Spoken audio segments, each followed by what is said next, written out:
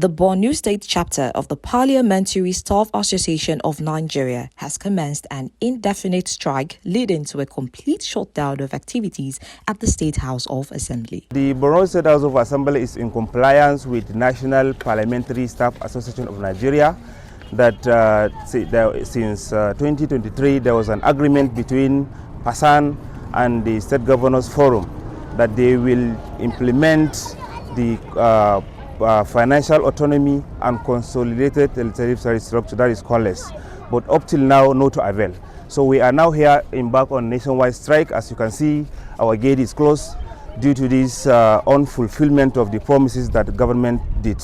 The parliamentary staff locked the assembly complex early Monday morning, saying that the action has become necessary following the state government's alleged failure to implement full financial autonomy for the legislature and the payment of the consolidated legislative salary structure, CONLESS. While government officials have not yet responded to the situation, the parliamentary staff members say that they have endured years of unfulfilled promises calling for immediate action.